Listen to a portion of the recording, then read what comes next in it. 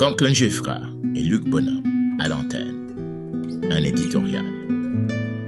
Au-delà des prochaines élections, refonder l'État ou s'enfoncer durablement dans l'échec, vous avez peut-être vu passer les communiqués officiels, le décret électoral pour les élections d'août 2026, le calendrier du Conseil électoral provisoire. Le pouvoir en place présente tout cela comme un retour à l'ordre constitutionnel. La communauté internationale applaudit, mais sur le terrain, dans le pays réel, peu de gens partagent cet optimisme. Comment le pourrait-il quand on est livré aux gangs armés, abandonné par ses dirigeants? Parce que la question haïtienne ne se résume plus à l'urgence électorale. La vraie question est devenue existentielle. Quel État Haïti veut-elle et peut-elle encore se donner après plus d'une décennie sans élection, 5 années de transition successives et un effondrement généralisé des repères institutionnels? L'échec n'est pas conjoncturel, il est structurel.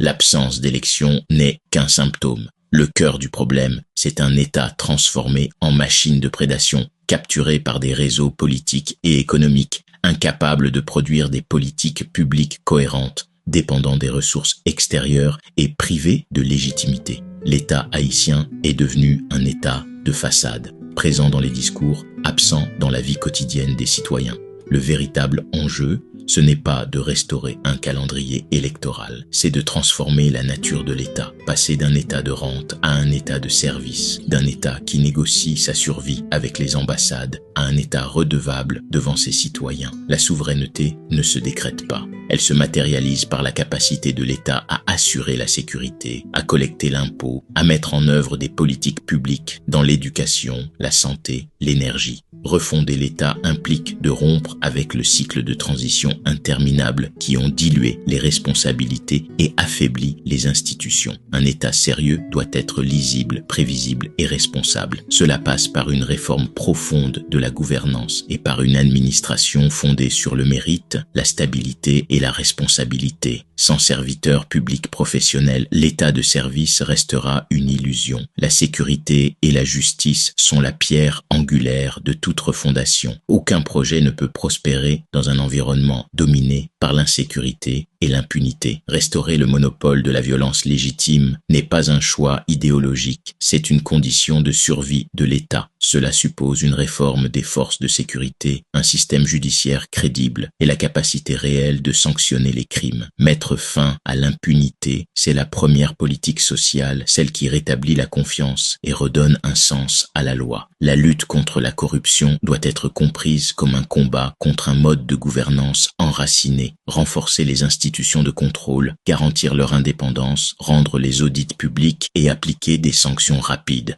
Ce n'est pas de la vengeance politique, c'est la reconstruction de l'État. Sur le plan économique, il faut rompre avec l'économie de survie et de dépendance, recentrer l'action publique sur la production nationale, soutenir les acteurs locaux, rétablir une fiscalité juste. Un État incapable de mobiliser ses propres ressources reste structurellement faible. Cette refondation doit s'accompagner de politiques sociales visibles. L'école publique, la santé de base, la protection de la jeunesse. Le citoyen doit constater que l'État existe et agit pour lui, sans clientélisme. La relation avec la communauté internationale doit être repensée. Haïti ne pourra sortir de la tutelle informelle que si elle se dote d'un État capable de définir ses priorités et de refuser les solutions qui affaiblissent sa souveraineté. L'année 2026 peut devenir un tournant historique, à condition qu'elle s'inscrive dans un pacte national centré sur la sécurité, la justice, des élections crédibles et la restauration de services essentiels. Ce tournant exigera un leadership de rupture fondé sur l'exemplarité et le refus des compromis toxiques. Il exigera surtout une transparence radicale et des résultats visibles. Ce qui est en jeu dépasse un cycle électoral. Haïti a besoin d'un État qui serve réellement, d'une élite consciente de ses responsabilités et d'un contrat social reconstruit sur des bases de vérité et d'efficacité. Si 2026 reproduit les schémas du passé, la crise deviendra une condition permanente. Mais si 2026 marque la fin de l'État capturé et le début de l'État utile, alors, pour la première fois depuis longtemps, l'histoire haïtienne pourra réellement changer de trajectoire.